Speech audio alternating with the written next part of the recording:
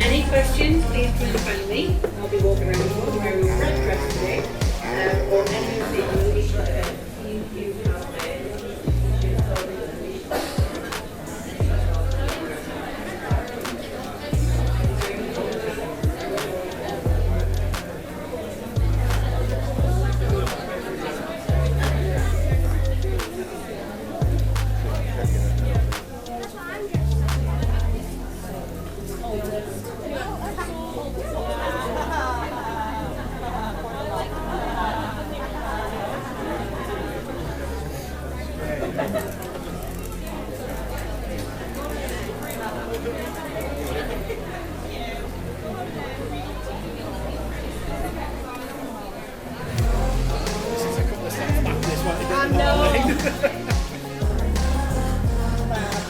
Thank you.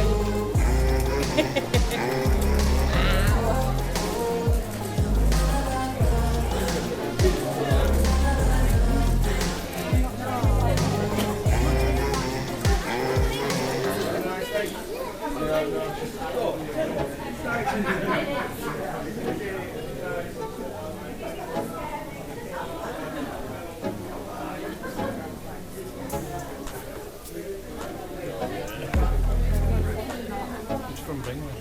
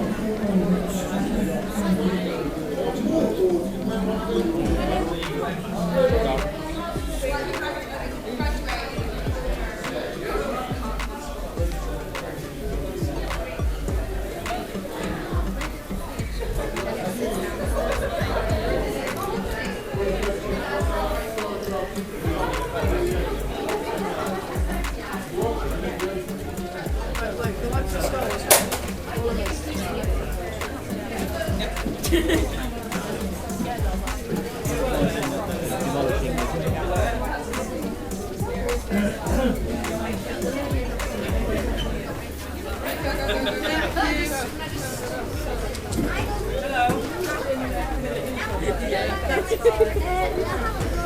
don't have a gun? Oh, This way, or are you going back? well, I'll have to go buy you one.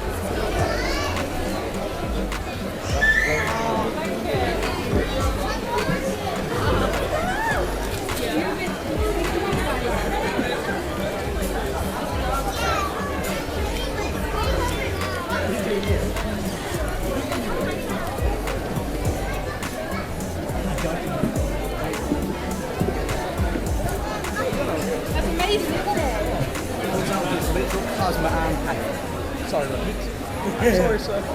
It's like I mean, big guy.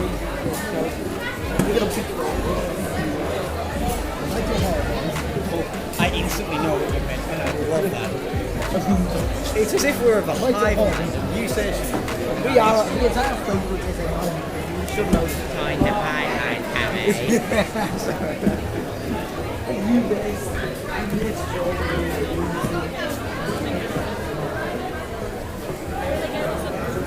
It really gives a number. That's why you literally.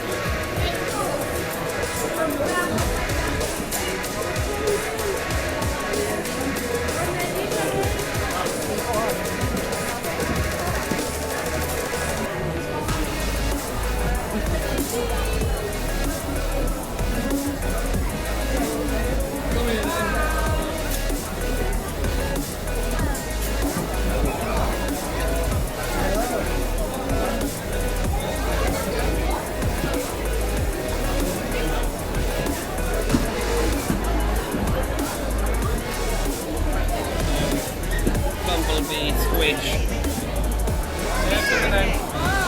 It's a big rubber!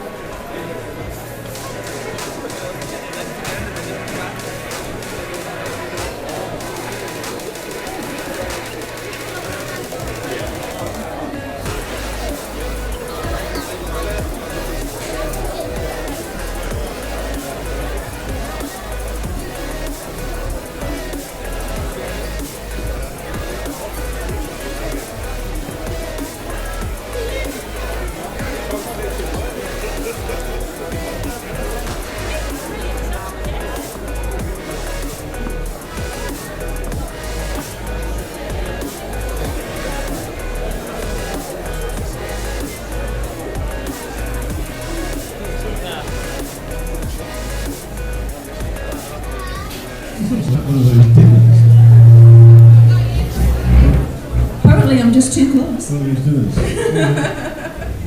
Have you enjoyed your dinner? No, I'm the after dinner speaker. Right, okay. Not too difficult questions, please. I was going to say, right, favourite story, Thames of Androzani, favourite monster, Cybermen. Now you have to give me something else to ask you. Well, welcome to Scarborough and the first interview of the day with the wonderful Peter Davison, who I interviewed back at York. It was earlier in the year, and he was great. He's a fantastic interview. I love interviewing Peter. So we'll get straight on to it. Welcome, Peter. Thank you for doing this. Thank you. Now, a lot of people will recognise you from Doctor Who and All Creatures Great and Small, but for me, it was when you read Alice Through the Looking Glass and Jack and Ori. Yes. Wow, yes. Jack and I did a couple of those Jack and Oris. Yeah. They were fun to do. Sometimes they were on location. They actually take you outside and take you to a farm or something. I was like, Jack and Ori it was just my childhood growing up listening to those stories. I think it was you and Bernard Cribbins reading them, and it was just... They were fun to do.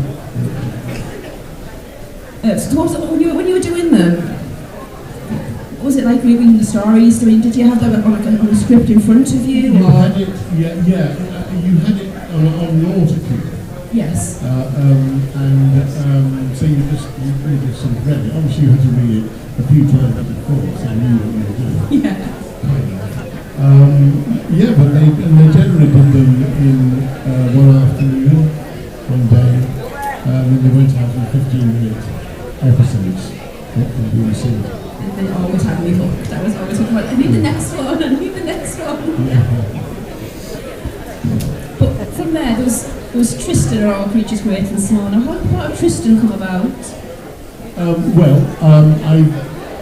It was quite early on. It was my third job on television, and I'd done a series the year before called Love for Lydia, which I thought would be my big break. Turned out it would sort of slip by without anyone noticing. And so I went up to All Creatures, and I think they liked the idea. They asked me, I sat in an office at the BBC, reading the script, and the producer asked me if I'd like something to drink. And I said, a cup of coffee. So I got this cup of coffee, and I was trying to read the script on my knee, and I somehow, I don't know, I spilled the coffee all over my trousers. And I still think to this day, something that it was really awkward, and I was trying to do this and brush the coffee off the script. And I think when they'd seen all the people they saw for Tristan, and they thought, who did we get to play this part? And they thought, how about the idiot who spilled coffee all over himself? Because it must have stuck in their mind, I think. So anyway, I got the part, and it was terrific. Next thing I knew, I was in the Yorkshire. I was going to say, what was it like coming up north and doing the filming? Well, I know it sounds terrible. You know, I was born in London, South London, and I had no idea the Yorkshire Dales existed. I'd driven up to Scotland, but I'd never turned off the A1. And I thought it was just all rows of houses and mines. I know, I'm very sorry. But I just remember, when I turned off, I remember vividly turning off the A1 at B-Day, and suddenly this whole landscape opened up, and I had just no idea it existed. And we had a brilliant time. We filmed the first block for about 2 months, I think. And it was one of the best experiences of my life. Because playing Tristan, you played him for a while and then left, Yes. and then came back. Yes. Well, what happened was we did 3 series, and then we finished, and that was meant to be the end of it, because we took the books up to the war, and we all decided that was far enough. We explored all the stories, and we finished, and we all went off and did different things. I went off and did Doctor Who. Chris did a show in the West End. Robert Hardy went off and played Churchill, I think. And then a couple of Christmases after that, they said, how about just doing one last Christmas special? So we did that, and everyone just enjoyed it so much that they then said, how about doing another series? We went, oh, okay. so we all came back, and then I left again, and I did Campion and Very Peculiar Practice. And when I finished those 2 series, All Creatures was still going. We're So still they said, running. do you want to come back for the final series? So I said, yeah, okay. So we actually didn't finish until, I think, 1989. I was going to say, yeah. So, in All Creatures, you played Robert Hardy played your brother. So there I was going to say, in All Creatures, Robert Hardy played, it was your brother. yeah. So, what was your relationship with him? Oh, well, I just loved it. I mean, he was a very, very experienced actor. He was good bit older than me. And we had lots of scenes together. Yeah. And he was inspirational, really. He was a very unique actor, Robert. He never did the same thing twice. I know it sounds weird, but when you're doing television, what most actors do is over the period of rehearsal they will refine the way they want to play the part of do a particular scene, and then they will do it. Robert, because he was a stage actor and had done years on stage, couldn't quite get the hang of it. So every time we did a scene, he would just do it differently. So I had to get used to playing with this man who one minute would be shouting at me, and then he would be whispering viciously at me, then he'd be smiling at me, and I had no idea from one take to another what he would do. You had no idea which one you were going to get. So I had to respond. I had to try desperately to keep up with Robert Hardy. I obviously managed it fairly well because he was the one who said, I think I was originally meant to be in about 5 or 6 of the episodes because I was meant to go off to either college or then join the Ministry of Agriculture, and he said, I like the way we work together, could we be in more episodes? So I was in virtually every episode except the first one that when I was doing the series. So yeah, he was a fantastic experience. Fantastic. Moving on to Doctor Who, Yeah. because I know it's what everyone wants to hear. How did the part of Doctor Who land on your lap? Okay, so I was literally, we finished All Creatures. For the first year or so of All Creatures, on the production team was John Nathan Turner. Then he left to join Doctor Who as producer, big promotion. So he went off, and we had got on very well, and we'd been doing the series. And then I finished All Creatures. I was sitting at home. I think I was doing a sitcom. And the phone rang one night, and it was John, and he said, how do you feel about being the next Doctor? It was as simple as that, and I was fairly speechless because it was just about the last thing I ever expected. You know, you dream, when you think about getting a part in Doctor Who, Yes. when you're an actor, and I never thought about playing a Doctor. And so he said, well, let's meet for lunch. And I planned at the lunch to ask him all sorts of questions because I was concerned about, typecasting. I was quite young, and my career was going that way. So I thought I would ask him, very important questions about what exactly he intended to do. And then he got me drunk, and I said yes. I said yes before the pudding arrived. So that was it. Really. It's too late now. You didn't even wait for you to finish your pudding.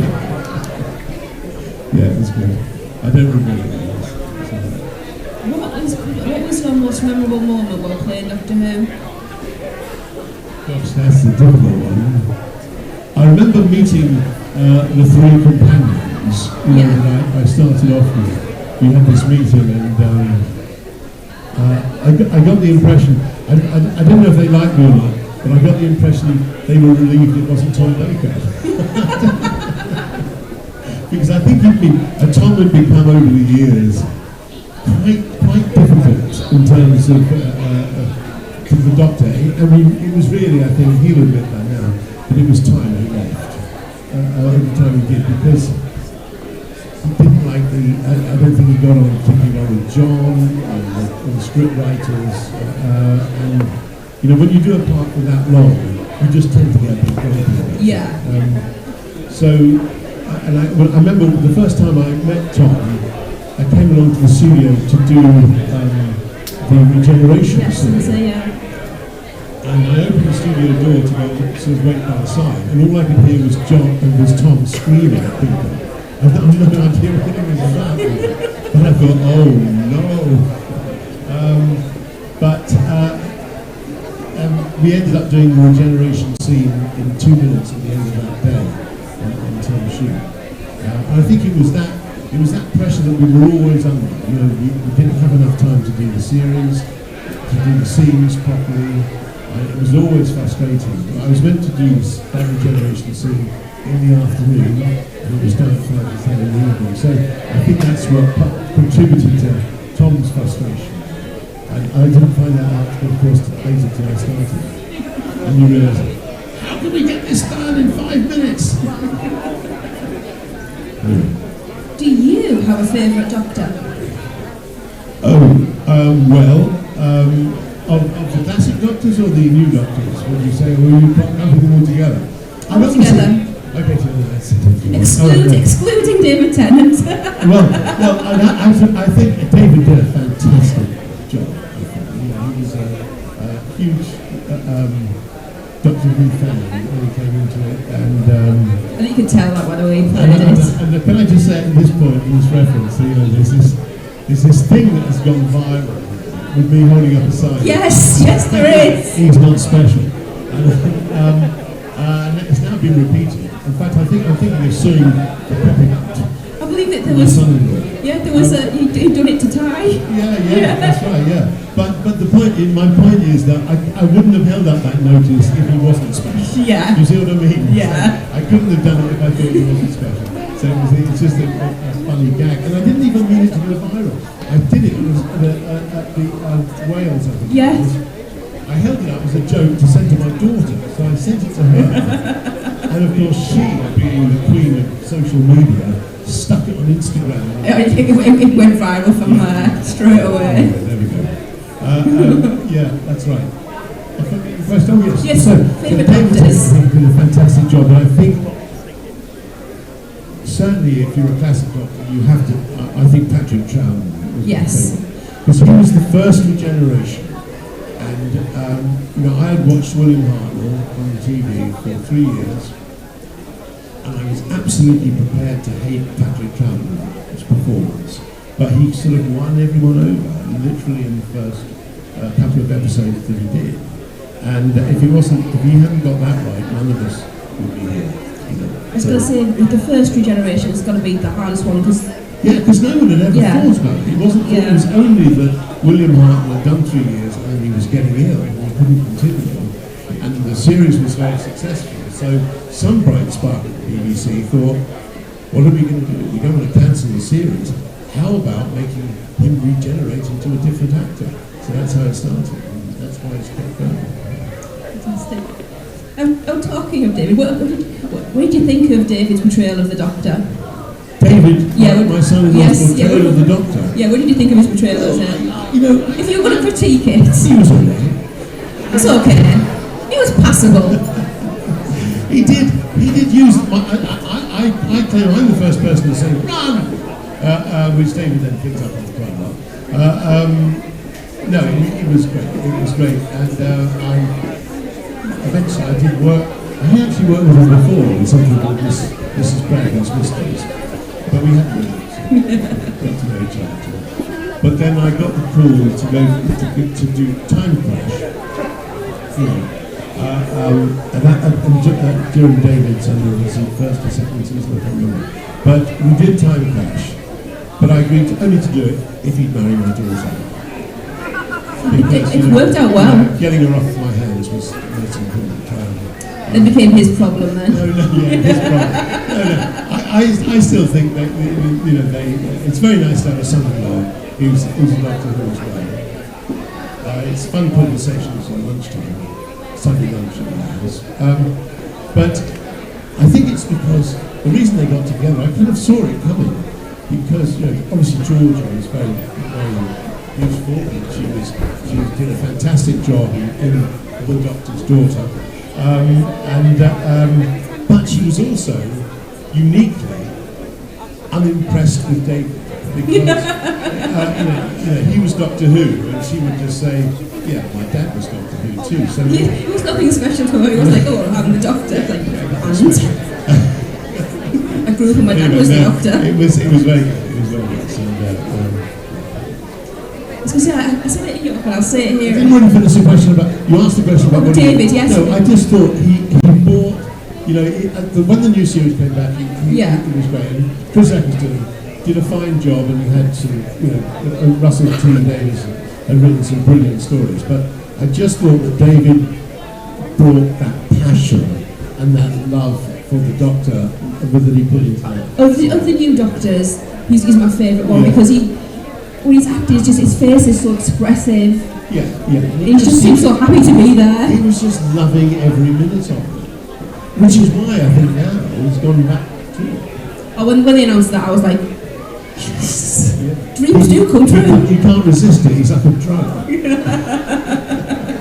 Let me play the Doctor. I went to the phone call, let me Doctor again. Yes, 1000%, yes. Again, I said it York, I'll say it again. I always thought there should be an offshoot with your daughter when she played the Doctor's daughter and she went off. Yeah. I always thought it would be nice to follow her story yes. and have a TV series to what she did. Yeah. I was sad there wasn't. Do you know, that's the extraordinary thing. I don't quite understand what happened because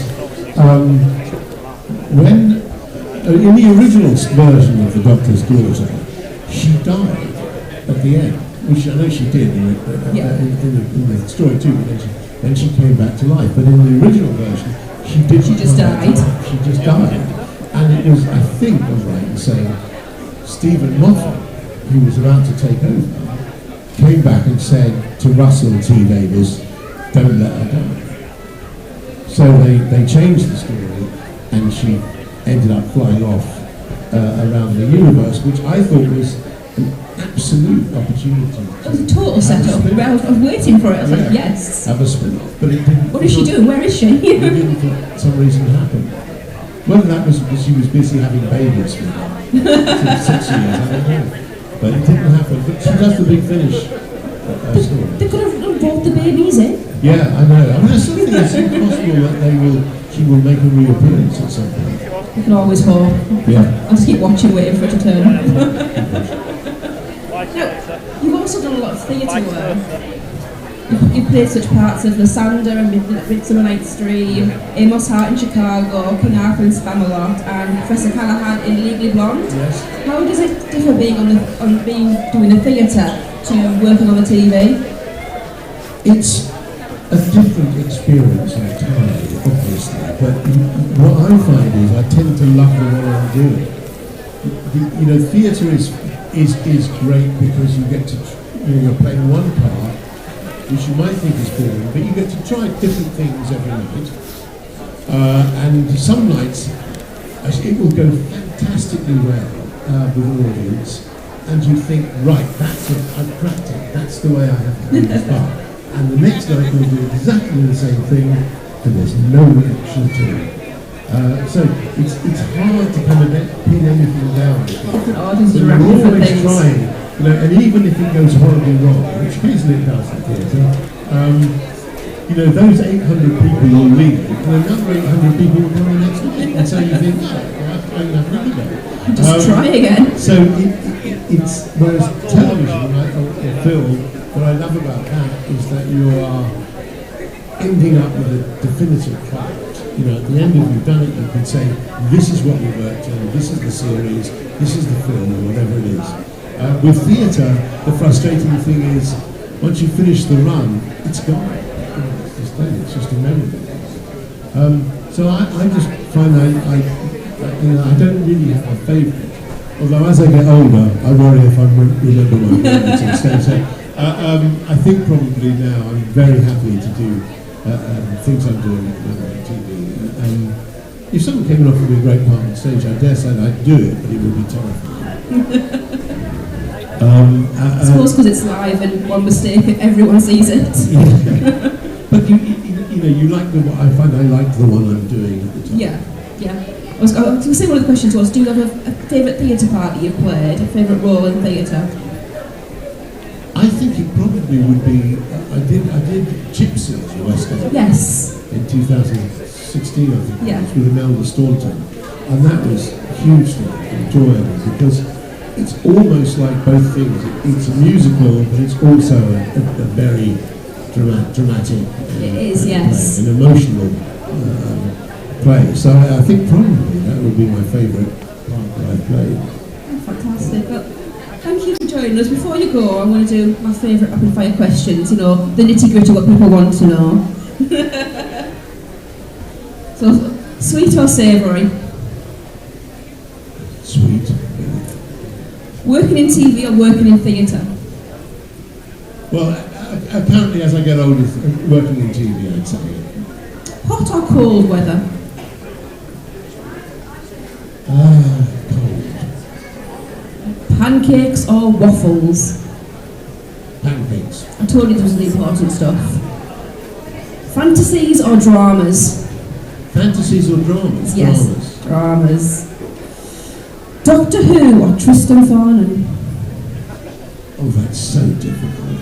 It's mean, isn't it? I'll tell you why it's slightly difficult, because when I took over the part of the Doctor, All Creatures had been on, was very successful. I was on Pebble Mill at 1, which used to be this magazine program at lunchtime, and they got on a group of people, I don't know who they were, whether they were Doctor Who fans or whatever, but who they asked if they had any suggestions on how I should play Doctor Who. BBC obviously thought I needed help. So they went through and we got to the last one and he said, I think you should be like Tristan but brave. So that's sort of what I did. You know, so in a way it's a combination, so I'd probably say Tristan because that was the part from which all others came from. Oh, fantastic, thank you for joining us. Can we have a round of applause, Peter Davison, please? Thank you very much indeed.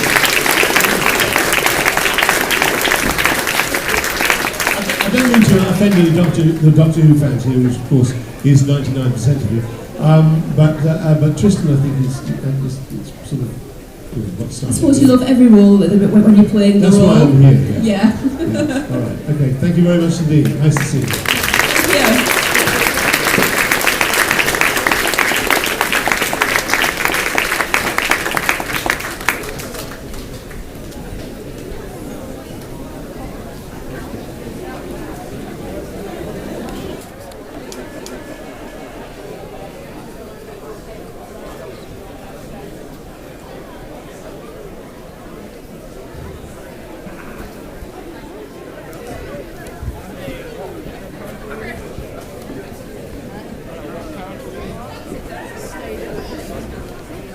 Are these still on? Yes, they're still turned on. Miracles do happen. Welcome to our second Q&A of the day with a fantastic Chris Barrie. A round of applause for Chris Barrie.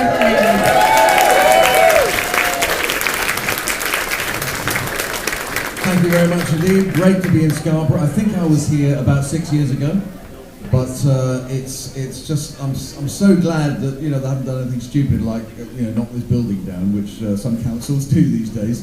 But yeah, no, it's absolutely brilliant. I've enjoyed the little my 2 days now in up north here has been absolutely fantastic. So great to be back. You having a good time? Having a good day? I'm having a very good day. Yes. Your queue is very long. And I'm sorry about everyone who, the wait that obviously happens, but, we will... I'll be here for as long as it takes. That's nice. I promise I'll keep the short until we can get back to his dining table for you all. Now, you worked on Spitting Image for quite a few years. I did. Was that your first long time job? Yeah, I suppose it was the first sort of main TV series that I was involved with. I did the Jasper Carrot show, Election Special, in 1983, yeah. And then I did the series. So I did, in 83, it was an election year, so I did, everyone watched that particular episode of Jasper Carrot, because the election, the polling stations closed. So it was a great audience to see me do impersonations of, not half of you here won't remember, but people, I did Robin Day, does anyone remember Robin Day? And I did problems with his sinuses and Jim Gallard, all to make this quite clear. The British government, blah, blah, blah. And then, Michael Foot, we on this side of the house, ah! So there was a great audience watching that, because when they were preparing to do Spitting Image, they thought, well, this guy could be useful. So that's when I started Spitting Image, 83, 84. Yeah, you were there for a couple of years, Spitting Image. I was there until about 1990 and 91. What did you learn from your time on Spitting Image? Was there anything that you took away from Spitting Image? Well, the thing about Spitting Image was it was like making a, because it was puppets, you saw the sort of nuts and bolts of crafting comedy and characterizations and sketches, from start to finish. And the producer was a guy called John Lloyd, who was the producer of Blackadder, and I think he was QI now, and he's not Line Top News. So he had a fantastic pedigree in comedy himself. Yeah. And just to watch him really build the show with the writers was just an education in itself. I always refer to that as my kind of apprenticeship, watching how he worked with the writers and us, the voice actors, and then the visuals, the puppets. And of course, two of the writers on Spitting Image were Rob Grant and Doug Naylor. So I got to know them face to face, pretty, on a professional level early on. And then they kindly invited me to be on a radio show called Some Cliché, which they wrote, and in that there was sort of the beginnings of a Red Dwarf project that was heavily disguised as something else. But, so yeah, that was the early 80s for me. Yeah. So what led you down the path to acting? And I know a lot of people go to acting school, or some people say, a lot of people when I interview them go, I was bad at school. Is also a popular answer. Well, for me, I wasn't great at school, so I kind of didn't really know what I wanted to do, and I went up to various sort of things, and my heart wasn't in it. Yeah. So I did all sorts of different jobs in London in 1980, 81, and I was just useless at them, or just again didn't really want to do. I was quite a good estate agent. I know they're not the most popular people in the world, estate agents. Sometimes they're very popular if they do everything for you, sort it out properly. But I was an estate agent, and things were going quite well. But then my mum said, you should get up, you should try and do your impersonations. And I was doing impersonations there those days. All infamy, they got it in for me. Yeah. Oh yes. And then I started to do extraordinary 1-0. No, it's come out again. David Coleman again. Half the audience won't remember this. Most of the people I impersonate at the time, I think apart from the Prince, King Charles, have now gone.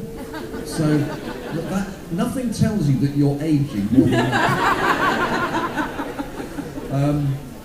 So that was what I thought. I'll try the impersonations for a bit, and that's what led to the other great comedy producer of the day, Paul Jackson, seeing me at the Comedy Store. And then he knew me from, he'd seen me, and he I think at that point he was sort of thinking about doing something with Rob and Doug anyway. So yeah, and that's how it all fits. But yes, impersonations were. My mother really pointed out David. She saw this headline: David Essex turns talent spotter. So I did the David Essex showcase in Harrogate, and that was quite interesting. So yeah, there we go. Just thinking there, imagine if you bought a house from Chris Barrie. Chris Barrie sold you a house, and that is literally your story to tell. That'd be amazing. Yes, it was in London in 1980, 81, and most of the people I sold houses to were fairly hard-headed bastards, if I'm honest. But yeah, we had some very nice clients as well. But it was quite hard grind, but it was beginning to go well. I'm glad I came out and did impersonations and stuff, because I wouldn't swap, my life. Just think, you could be the #1 retailer in the UK of selling houses. Well, exactly. You just don't know how your life's going to go. You don't know. So, how did the audition for Red Dwarf come about? Well, having worked with Rob and Doug, they wanted to sort of, to try and search for the characters of Lister and Rimmer to start with. They auditioned people they kind of knew, who might be able to hit their marks. So I auditioned for Rimmer with Paul, in front of Paul and Rob and Doug. And I can't remember who I read with, but it was I did Rimmer, and then I also did Lister as well. Because I'm probably actually little known fact. I'm probably myself in my habits at home. I'm probably a bit more of a Lister than a Rimmer.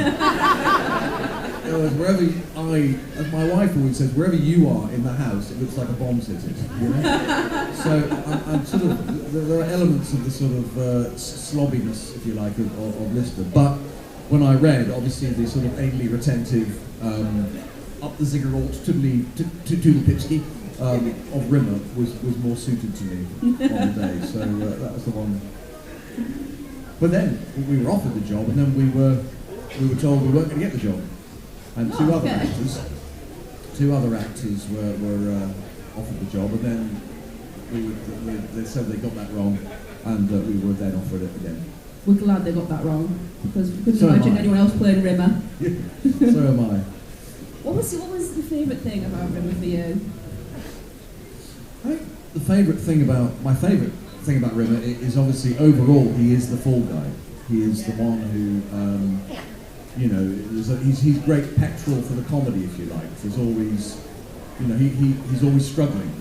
But the thing about his complicated past and background is there are more and more depths to Rimmer, which we discover every series. Yes. Initially, you just think he's a really annoying arse. He keeps getting things wrong and thinks he's much better than he is. And then you begin to discover as each series goes by why that could be the case, and that I think is the is my favourite aspect of Rimmer. A lot of people say, what's the difference between Brittus and Rimmer? Because Gordon Brittus obviously is another complete arse, but his arsishness comes from a different thing. It comes from a different end, really. His arsishness comes from a different end. Yes, that's my phrase of the day. I bet no one thought they want to hear that today. Yes, I'm getting my ends and my arses mixed up there. But then, basically, the end result is similar, but Brittus was told he was always brilliant at everything, whereas Rimmer was told, he was never told he was good at anything. And that sort of ends up with two people that, are not going to be very good at management or high achievers. What would you say that Rimmer's best and worst qualities are? Well, Rimmer's worst qualities are everything, really. And his best ones, nil. But no, I don't think there are many good qualities, on the face of it, If you think about Marooned, he obviously it's more about Lister's good and bad qualities there in many ways. But no, I'd like to think that he does care, but it's usually for himself. But then you've got to look at who he's keeping company with. Yeah. I don't think any of the characters in Red Dwarf have that much of a saving grace. I think Lister probably somewhere in there has got a bit of a heart for prolonging his future, getting back to Earth and all that sort of thing. But Rimmer, Cat, I think they're out for themselves, really. Cat definitely is. New meaning to vanity. Now, you were saying about Gordon Brittus. Now, that was one of the first things that I used to watch you in, because it was required viewing on the weekend. It would be on, and it's something about it. I just always got me. I loved it. So, is there any similarities between Gordon Brittus and Rimmer? Apart from people disliking them. What did I say? Yes, they're both arses, but from a different end. Well, yeah. I mean, the end result's the same. Yeah. I mean, the thing about Gordon Brittus is, of course, he oozes confidence, even though he has completely destroyed the leisure centre last week. And he's got this unbreakable way of being right, but of course he can't deal with people. That's the thing. I always wondered, how did he get that job? Who interviewed him? Well, I thought he'd be great. I think it may be explained in one of the episodes where it's the chocolate teapot syndrome. Some people always promote someone that they know is never going to get their job. You see what I mean? They promote someone who's not the best, because once that person gets to be near them, then they might take their job. Yeah. So it's good sometimes to promote someone who's never going to be that good, that they're going to get their job. And I think that was the case with British, you know, or the council, there's a council sort of leisure centre, and Councillor Druggett, I think, you know, and his committee members sort of promoted someone that was never going to threaten them, you know. So one thing Gordon had was definitely confidence. He was very confident in his... But one thing I always thought, people say, wouldn't it be great if Britus and Rimmer met? And I think it'd be great, because you imagine that, it would be there'd be shades of me squared in series 1. But it'll be, hello, nice to meet you, yes, what do you want? You don't want to put that there? No, don't put that there. What? Who is this person? You know, there could be some great friction, you know, between the two of them. That would be great. Now, it's not just acting you have a love or passion for. You like classic motorbikes and classic cars as well. That's true. I did my research on this. I've done my research, Also, yeah. what is it about classic cars and classic bikes that makes you just love them? I don't know. I mean, I'm sure there's a few people here who've got a bit of an interest in, you know, in classic cars and I don't know. Growing up, they're just sort of the cars of our lifetime, really. When I was born in 1960, and I just remember there being and I love, you know, whether it's an E-Type Jaguar or a sort of Ford Prefect. I don't know. I just like, you know, the world that they were in was the world I grew up in, and. You know, I just like the sound, the smell, the engine. Well, the engine, but the design and the whole sort of social structure. I mean, when I was 5, my father was in the army, and one of his colleagues had an E-Type Jag. And you know, my dad, he sort of offered to give my brother and I a ride in it down the A30 in 1965, very little traffic. And early in the morning, and my dad were in the family Ford Anglia. We sort of parked up outside the sort of pub, I think it was.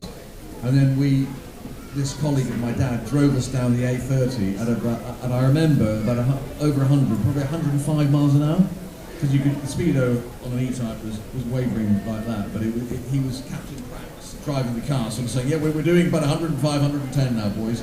And I was sitting on the transmission tunnel behind the. Yeah. It was a two-seater coupe. And my brother was there, and I was 5, so sitting there, you know, just watching his video. And that just has stayed with me throughout my whole life. And that was the most thrilling thing, you know, I could have ever imagined. You know, it was amazing. And that's the sort of thing that.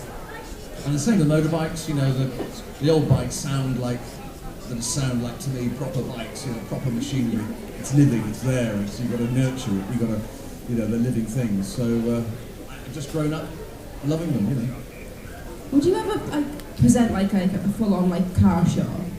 Like, would that be something you'd be interested in doing? Yeah, I think it would. I mean, I did a series of documentaries, which was a great job for me, because I just loved everything from the steam locomotives to aircraft to, you know, you name it, lorries, you know, everything. Steam engines. Yeah, no, it was... jet planes. Yeah. But, you know, to do something now... Yeah. I don't know whether I'd... to be honest, Robert Llewellyn would be rather annoyed at me if he were here, but the electric vehicle thing doesn't quite appeal to me. Which you can understand. If I said to you, what you do a series but it's just on classic cars? That would be... certainly consider it. Yeah. But if they came to you and said, right, we need a new presenter for Top Gear, and you up for it? Top Gear, at the moment, I'd consider that, but I just don't think they will. I don't think... I think they should. You like cars, you're funny, you're entertaining, people would watch. Yeah. Well... See? Well, it's very kind of everyone to say, but I think the moment may have passed. I don't want to put a negative spin on it, but yeah, I'd consider it if that phone call happened, or that email, or that tweet, or whatever you want to call it, happened. What advice would you give to someone getting into acting now? Well, I would say to anyone who wants to get into acting, you know, at the stage where you're getting into it, I'd say yes to everything. sort of give yourself as much experience as you can of all different levels and all different sides of it, whether it's making little videos. And these days you can make films on your device, on an iPhone, you know. You can, yes. So, you know, there's plenty of opportunity. You can get stuff on YouTube, you can, you know, and you can do, there's plenty of little theatres around, you can do plays, and, you know, where it's really, you know, that's, I to be honest, doing stage work, do plays and things was never really, I did one tour of a play, never really my kind of bag, but certainly, yeah, say yes to everything, whether it's a bit of singing, a bit of dancing, a bit of acting, in any of the mediums, then just do it, you know? Awesome, thank you. And before we go, I'd like to do something called rapid fire questions. So I'm going to ask you to make a choice from two things I ask you. I hate this. So, you know, this is the nitty-gritty stuff, what people really want to know. Right, you ready? Prepared? There may be, okay, go on. There's only a few. Yes. Tea or coffee? Coffee. Classic cars or classic bikes? Yeah. Classic cars. Cats or dogs? Dogs. Steam engine, petrol engine? Steam engine. Reading or watching TV? Reading. Eating in or going out? Eating in. Finally, Rimmer or Gordon Brittas? Pass. Oh, he's going to leave you hanging, people. He's going to leave you hanging. Thank you so much to the fantastic Chris Barrie, everyone. Thank you.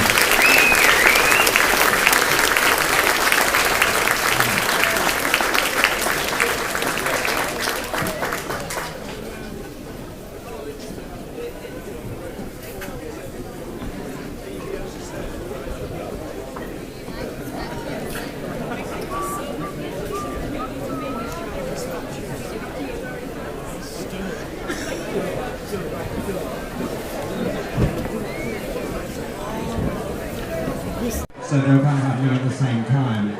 But they were able to do a lot of things in that we just couldn't even dream of doing in the first movie, you know, using the technology to blend backgrounds and see more puppets fall like.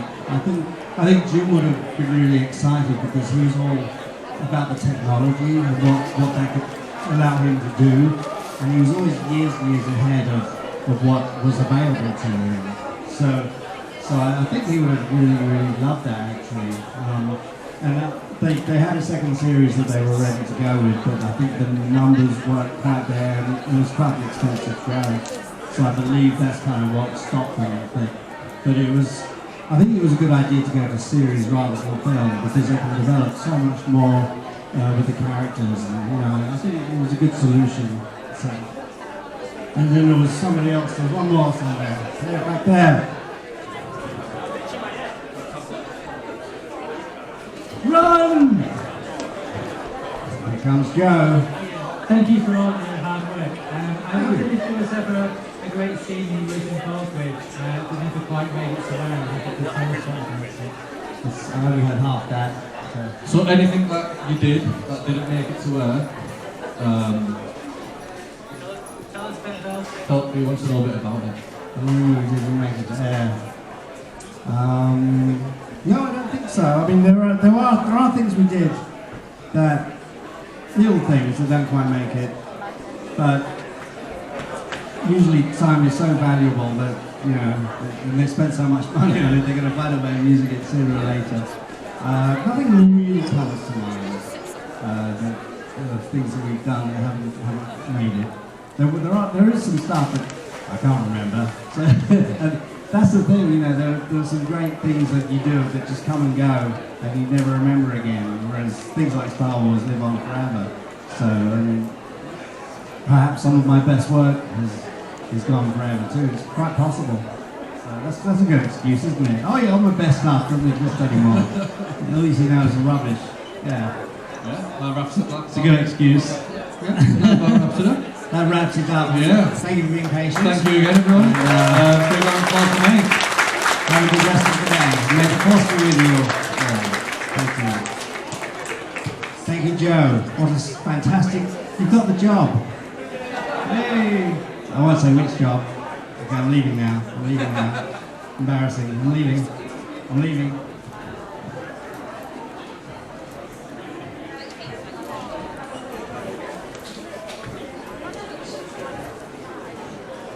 Can I get another big round of applause for all of our guests today?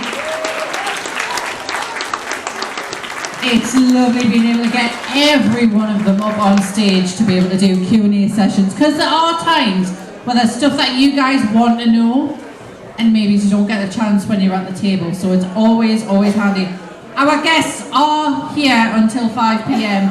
and Chris has said he will wait until you've all been seen. So please be patient. I know it's been a long wait for you guys, but as you can see, he's incredibly popular, and as I always think, it's better to have a meet and greet with a guest that's going to be memorable than a quick rush on, rush off job. So please be patient, and thank you for your patience.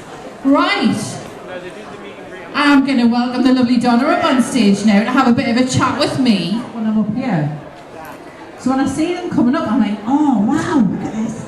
I have to stop going, oh wow, at specific people, like very prejudicial, isn't it? Very prejudicial.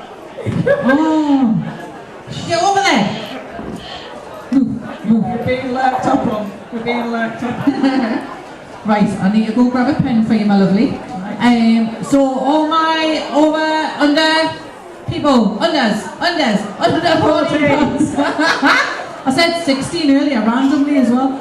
Under 16, just under there, under 14s. Will you stop it? Get off the phone. Over there. We're pulled down. Get control of your Mandalorian. I can't do it, you can't do it. Paula was doing a cracking job of it. He was doing a cracking job, yes. Right guys, we'll be back with you in a couple of minutes. We've got some fantastic prizes. I will be your runner behind you, getting anything that you need. Thank you. And then we'll take it from there.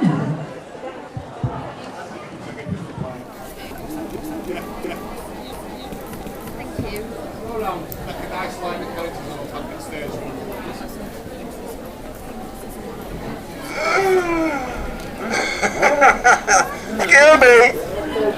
Either.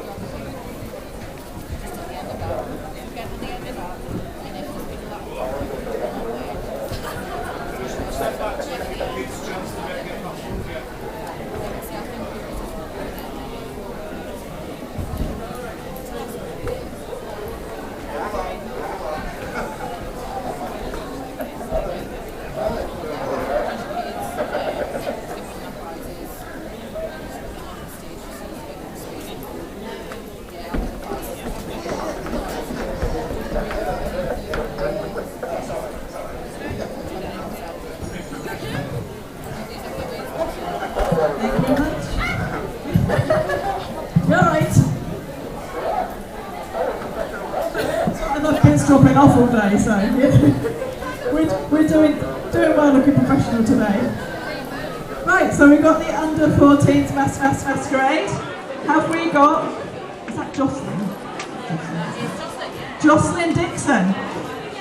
You got Jocelyn Dixon? Oh my god! I said I wasn't going to do that. Oh my god! But look, I know who you are. Would you like to tell us who you are? This is fantastic. Look at the snake. Look at that. Oh my god. Do you want to come to the centre of the stage and give us a little twirl so we can take some photos? And you can't twirl, no. There's a man there taking photos of you. Woo! Give a shout. Woo! Thank you. Right, and we've got Neo Mays. Neo. Oh, can you see all right? Come down to the centre of the stage, and you are. Again, I know. There we go. Until the Sam. Little Sam. Have a big hand. Woo! Well done. Hand down. Give your hand down.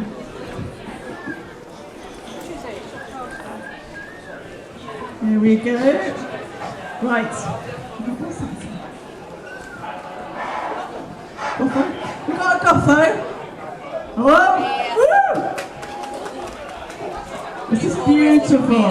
Look at this. When we come to centre of the stage, get a photograph. I need to stop getting in everyone's photographs as well. You've got to tell us who you are. I am Princess Peach from Super Mario. You look fantastic. Your big hand. Beautiful. Thank you.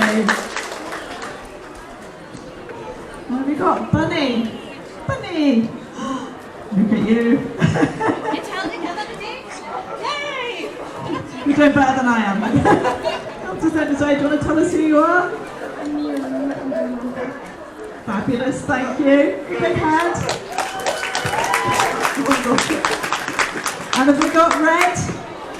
Oh yes, we've got red. This is fantastic. Look at this, yes. You're supposed to tell us who you are? Fantastic. The big hand, guys. Look at this. Thank you. Leah Hayden and Goose. Leila Hayden and Goose. Oh yes. I'm very impressed you can see her. Want to tell us who you are?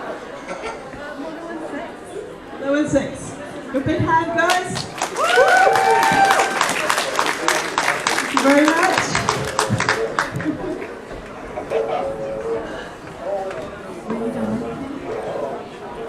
Priya Kenny.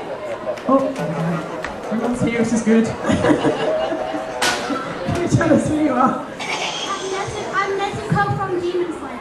Fantastic. I suppose. Alright, big hand, guys.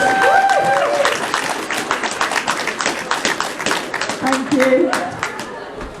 And next up we've got Charlie. We've got Charlie. Yes.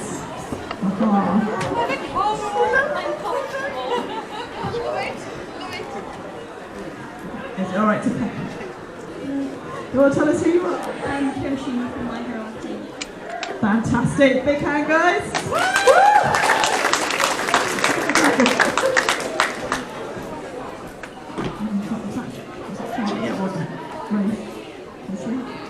Race Kesley?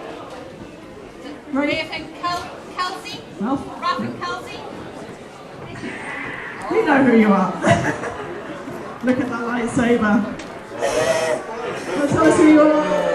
Jedi Youngling from Star Wars. Jedi Youngling. Give it up for the Youngling. Careful up there. I've got Phoenix. Yes.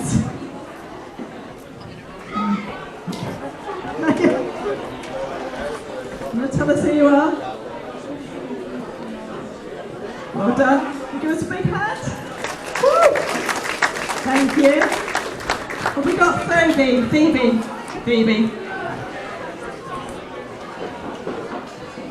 Fantastic. Can you give us a pose? Well, tell us who you are. I'm from Towson Vision. Gorgeous. Woo! Big hand, guys. Thank you.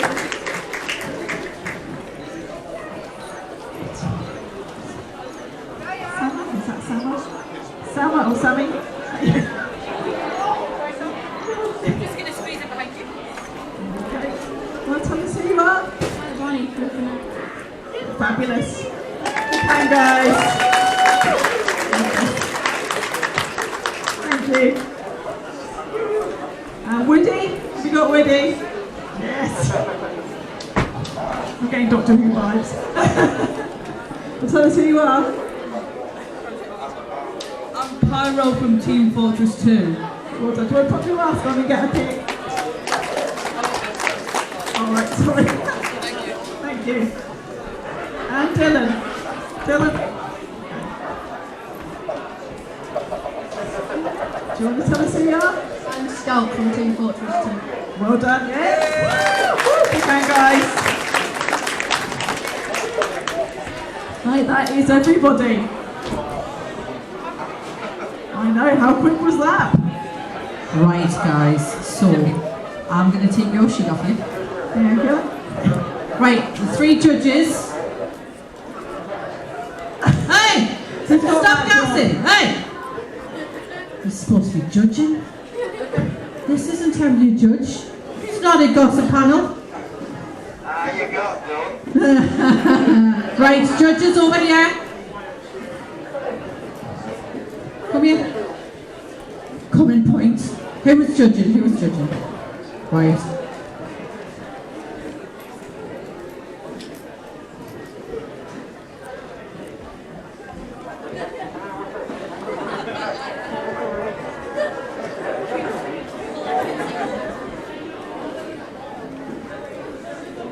Number 13.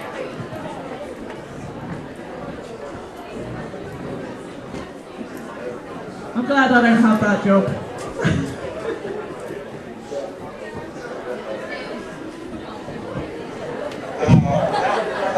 This isn't going to end well.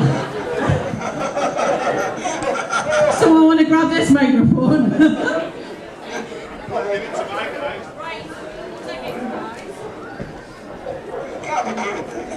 Serious deliberations going on.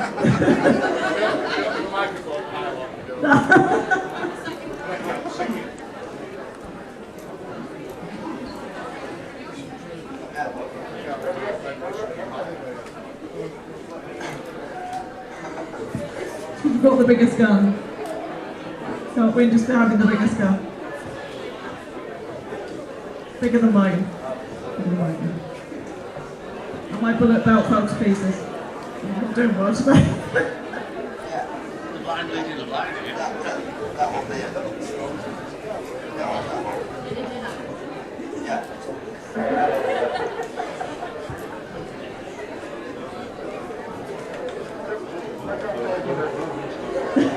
I'm not sure how I feel about being in amongst these lot, Donna. So you know it's getting serious when the host is on the floor. In a bundle. We're making everything else now. Right, give us a minute. This is why I'm not allowed nice things. Because I break them. Right, do you want that? So, 3rd place, 2nd place, 1st place. So we'll do 3rd first. Right, so in 3rd place, we have Ray. Woo! Well done. If you want to come over here with me, front and centre. And you're going to wait here for the other winners. So I'll give you that. That is your prize. Well done. Can I get a massive round of applause? Thank you. And in 2nd place, we have Red. Come on, Yes. Woo, come on. And in those shoes. There you go. And that's what I'm telling you, it's the shoes. Oh my God. Love them. And can I get a drum roll, please? Can you feel it vibrating? Downstairs are going to be panicking. And in 1st place we have Jocelyn. Yes! So Jocelyn. It's alright, I'll sort it out for you, my love. We're going to have to go on the plane. So Jocelyn, you have this amazing bag of goodies, and you also have our Cosplay Masquerade winners plaque, courtesy of Twisted Studios. Are you alright with that one? Right guys, if you want to get some photos of our wonderful winners.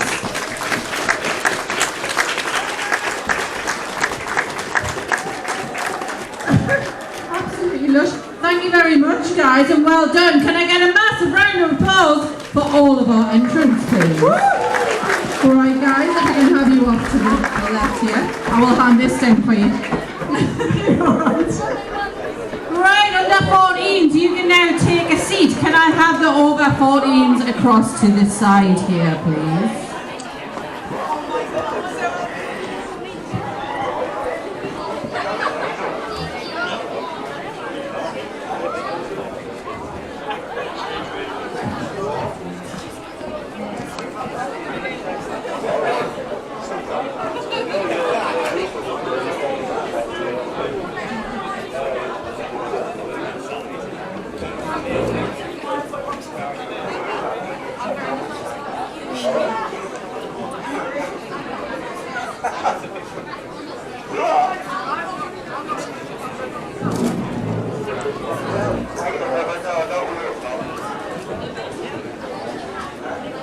over 14s, are you ready? Here they are. Our Unleashed crowd, are you ready? Oh, nah, Donna, nah, I'm not having it. This is the last event of 2022, guys. Come on, Barnsley did better than that. York have done way better than that. Even Sheffield. Barnsley. Even Sheffield did better than that. So guys, are you ready to cheer our cosplayers on, yeah? After three, your biggest cheer. You ready? 1, 2, 3! That's what I want to hear. Sorry, Donna. They're all yours now. Right. I'm watching you and listening. Right, so first up we've got Ziggy. Here we go. Do you want to hand it all right? We understand this one. Come and give us some pose. Thank you. And who are you today? Zatanna from Batman. Fantastic, thank you. Woo! Guys, come on. Come on. And we've got Megan. Hey. Up you come. And you are? Revive from the Dream Assembly. Fantastic. Give it up, guys. Thank you. And Jay and Lully. Jay and Lully? Oh yeah, here we go. So, these guys were someone I was doing my tannery announcements before, and I come in, I was like, that is so beautiful. Is it furry? Okay. And you guys are, have we got an official speaker, you guys? Red Guy and Duck from Don't Think I'm Scared. Fantastic. Any applause, guys? Love it.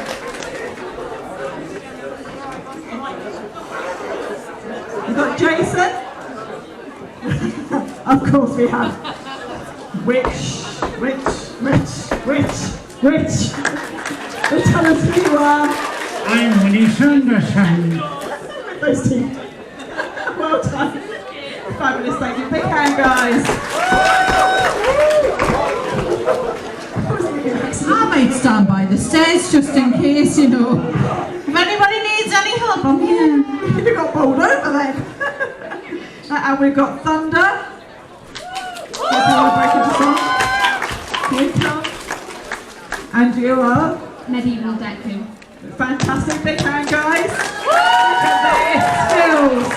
Skills. Woo. Thank you. Could wield a lightsaber with that swing. I know. Vicky Jacobs. Oh, you come. And you are coming towards me. You are. Oh, sorry. Yes. Who are you? Sorry, I should say. That's me. Who are you? I'm Tina Belcher. Fabulous. Thank you, guys. Even got the run as well. The hands behind the run. Love it. Jerry Jacobs. Oh, yes. Come on now. Like, this is your life. Come on now. Gary. I'm James Bigglesworth, better known as Biggles. Biggles! Thank you. Charlotte Hannah.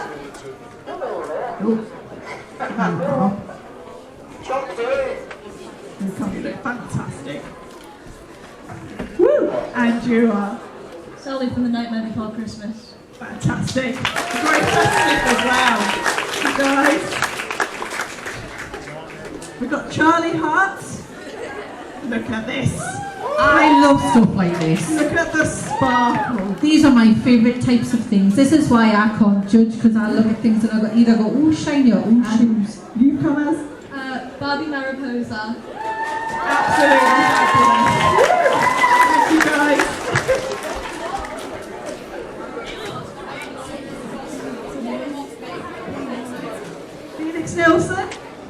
Felix Nelson. Oh, yeah. I'm not very patient, am I? I've screamed it 5 times and they're still trying to get through. Fantastic. And you are cosplaying? The puppet from Five Nights at Freddy's. Fantastic. Big hand, guys. Woo. Thank you. Even got the fingers. Fingers, the fingers. Dream.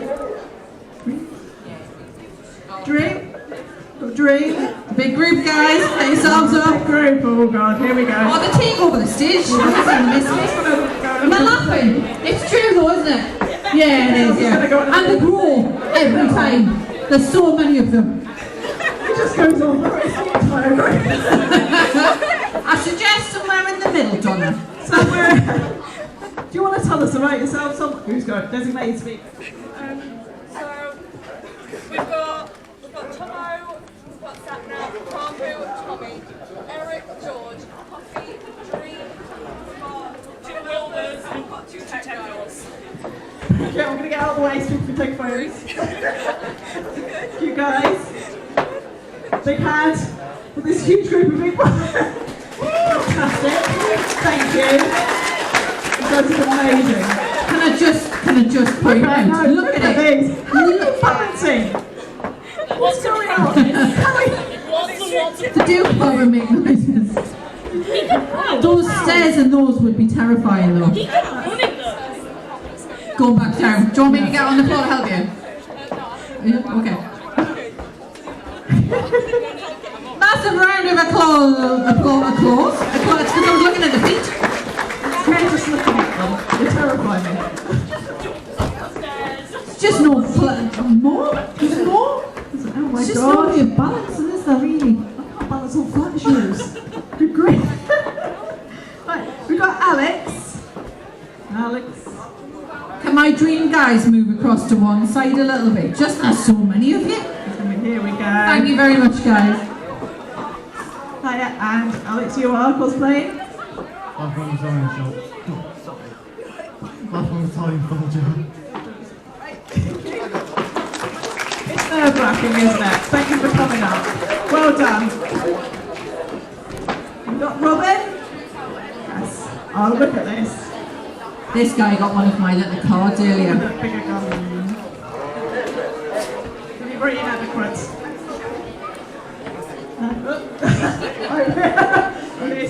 And you are? I'm Vostorian Firstborn from Warhammer 40k. Fantastic! Give it up, guys.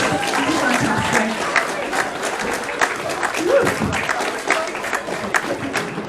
Thank you.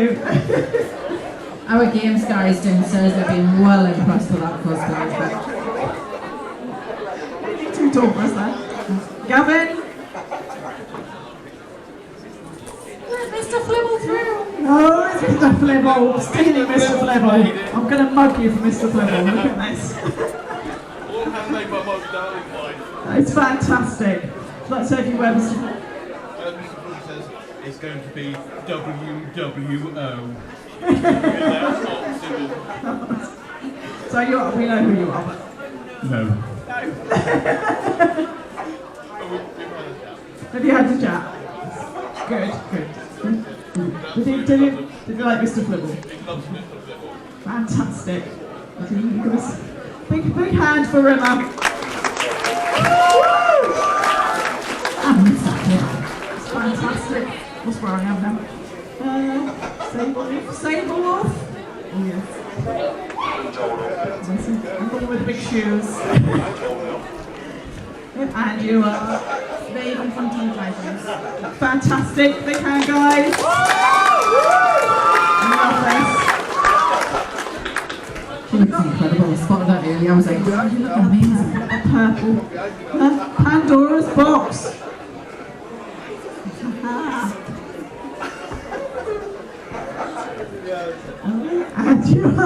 And you are? Personal Frederickstein from New Sokolowski Road. Fantastic. Well said. Big hand, guys. Fantastic. Thank you.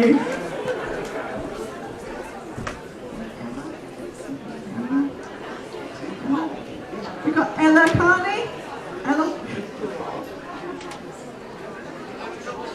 I'm sorry about my handwriting. Mine's just as bad. bad. Should have been a doctor.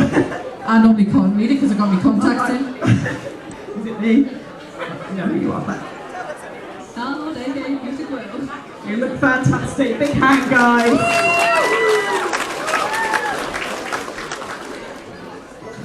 Ivana Holt. Is that right, Ivana Holt. Gotta have one that's Is Ivana around anywhere? Yeah. Run, Ivana, run! That was very good timing. It was fabulous timing, wasn't it? Yes. Come and say hi. I know who you are because you're one of my favourite doctors. I mean, they're all my favourite, but yeah. Tell us who you are. I'm the 11th doctor. You look fantastic. Thank you. Thank you, shout out. Woo! Oh, brilliant. That's good when you get mum's help. That is brilliant. Thank you very much. Down there. Thank you. Fantastic. Put him on the photo. Right. So, since there wasn't as many on the under 14s, we're going to hit the reserve list. Have we got our reservists here? We've got the reserve team here. Yeah, we have. Come on. Yeah, fab. Yes, Right. Let's go. Have we got Holly? Oh, excuse me with the impatience. And you are? I am Rin Tosaker from Fate Stay Night. Fantastic. Big hand, guys. Surprise. Yes. Thank you.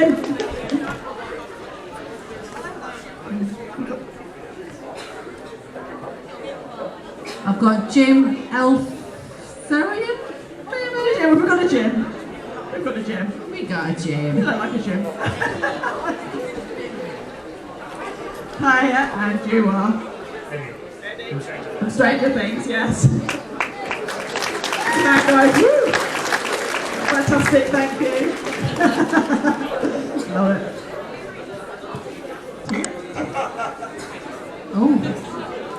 It's Teen Titans. Teen Titans. Teen Titans, where you at? Teen Titans, come on.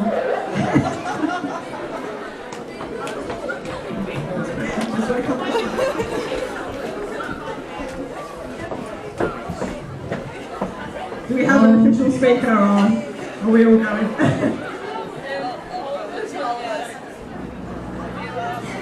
I'm Beastfire. I'm female Robin. Starfire. Fantastic, give us a pose. Big hand, guys. Can I just get a pause for a second for Starfire's boots? Oh my lord. Is it your birthday by any chance? Yeah. Happy birthday. Thanks very much, guys. The bits are amazing.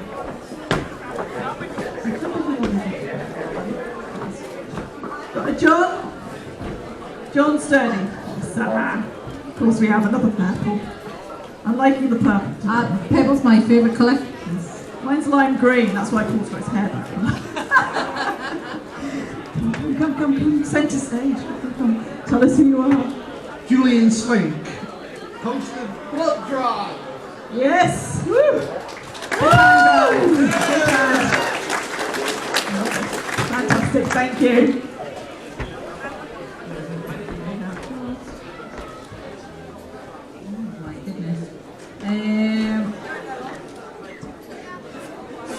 Samuel Hutchinson.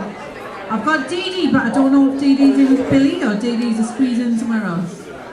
Samuel Hutchinson, we do that. Yeah, we'll go for that. We'll go for that. Go for that one. Yes. Dee Dee might be a squeeze in somewhere. I think I might know who you are, but tell us anyway. I'm Samuel Hutchinson, and I am cosplaying as Obi-Wan Kenobi from the Phantom Menace. Fantastic, thank you. Big hand, guys. I didn't have to tell them they were clapping anyway. Watch it, sorry if I'm targeted. Back up. They're naughty, aren't they? They are misbehaving today. Right, have we got a DD? Oh, we have. We weren't sure if you were an add-on for somewhere else or just a squeezing in the middle. Switched in. That's fine, absolutely fine. come and tell us who you are? I've been a bit Holly Quinn, so from Davison. Fantastic, I love this. It's a really great idea. You want a big hand? Fantastic, I love this. We've got Billy Barnett. That hair, man. Living up to the Barnett That expectation hair. there. Fantastic. Yes. Tell us who you are. Give us a pose. Yes. Thank you. We got a Joel. We got Joel anywhere? No? No Joel. Don't let us down. No Joel. No Joel. Marshall? Have we got the Marshall? Oh, here we go. We've been half at the set. I was going to say, come on, I got you, I got you, I got you. And you are? Red guy from Don't Put Me on Scale. This is fantastic. Big round of applause, guys. I didn't realise when you asked about the cosplay, because obviously that wasn't there earlier. I didn't realise what the cosplay was. That's class. Right, and that is everybody. No. That is everybody. On the reserve list as well? On the reserve list as well, yeah. Well. It's down to deliberations. I'm going to have to go over there. Or do you want to go this time? Go on, you can go this time. I can't guarantee they're going to behave though. It's been nice knowing you all. Right, who's judging? Who have we got judging? Same as earlier, guys. 3rd place, 2nd place, and 1st place. Just make sure none of you shouting at Donna's microphone there. Right, guys. So while they're going through that, I just want to say massive, massive thanks. 2022 for us has been incredible. So we came out of the pandemic, the other side of it. We had events last year, but this year has ramped up tenfold. I've seen some incredible cosplays in the events that I've done, and some amazing people who've come forward and joined us. I put a post on the group the other day asking traders if they could tell us who their favourite person was that had been, or most memorable person was that had been in the cosplays. There's so many to list, because everybody has had an impact in some respect. I'm usually at the side of the stage, or I'm kicking around somewhere, and everybody's welcome to just come and speak to us and say hello. If you need a couple of minutes space, I'm happy to help you with that as well. That's what cosplay, and that's what Comic-Cons, and that's what Unleashed is all about. It's you guys being able to find a place to feel comfortable, a place to feel at home, and a place to have fun, spend your pennies, meet some amazing guests, and more importantly, like my dream team over here, meet some fantastic people. I spoke to them earlier, didn't I? And I had said to you earlier, it's people like you and groups like you that just welcome everybody else. And that's what it means to us here. It's being able to say, I'm coming on my own, I don't know anybody, is there someone that I can come and meet? And you guys have proved that. So can I get a massive round of applause for my dream guys over here who've gone above and beyond to welcome new people into their group and into their community. So from me personally, guys, thank you very much. Please know that it's appreciated what you're doing, yeah? We've had some fantastic guests this year. So Chris has been amazing. Peter, as always, is a dream, and Mike has been beyond welcoming. Sylvester and Sophie especially with what's happening for her. Obviously she was in Doctor Who not so long ago. She was wonderful. We've had some fantastic Star Wars guys on. We've had so many brilliant people who've just come and shared their experiences. And again, being able to hear that and hear that a lot of people start from just doing the cosplays, like Donna has, coming along and doing some cosplays a few years ago, and then to where you are now and the modelling and things that you do. Will you back off? Will you back off? But being able to find that starting point and understand where you can grow from there. It's been fantastic. So after we finish with this, once we've done with the judging, we have a shopping hour. This is your last hour to get around while it's a bit quieter. Get some bargains. Get some bargains from our traders. Get your last few Christmas presents in. And if you're still waiting to see Chris, he has said he will wait until the end of the queue, so please be patient. So he'll be here till next Thursday. Yeah. I was going to say it's going to be I'm sorry, Chris, you're going to have a late one tonight, pal. Bless him. It's got Amy to keep him company. You'll be fine. You'll be fine. Peter just going.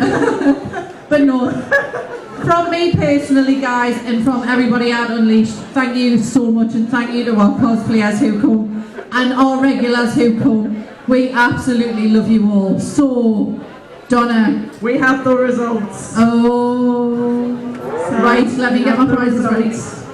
Right, third place first. So in third place we have Thunder. Thunder, well done. There you go, my lovely. Well done. In second place, we have Robin. Oh, yes. So much effort gone into this one. There you go, Robin. Well done. And then drum roll for first place.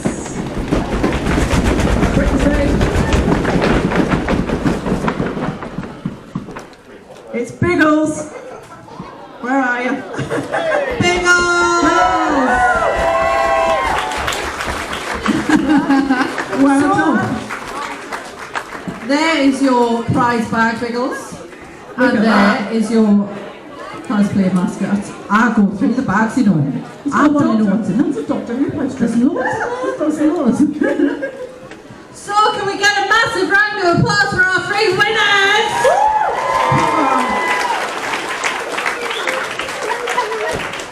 Winners of the last cosplay this year for Unleashed. Last cosplay winner of 2022. Yeah. Absolutely fantastic, guys. So we're looking forward to seeing you all again in 2023. Absolutely. Absolutely. More cosplay. Lots more cosplays. Lots more cosplays. Can I get one last massive round of applause for our stage host today, Donna? Thank you. And thank you to the Misfits for joining us on stage and being our rather rowdy judges today. Thank you for being so well behaved. Never. We love you, really. So guys, last hour, get your bargains, get your shopping, and have fun. Thank you very much, Scarborough. You've been a pleasure.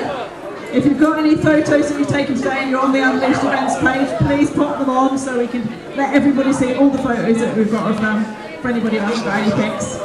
If you don't know who's in them, they'll tag themselves. Absolutely. It's fine. Share and share away. Absolutely. Thank you very much, everybody.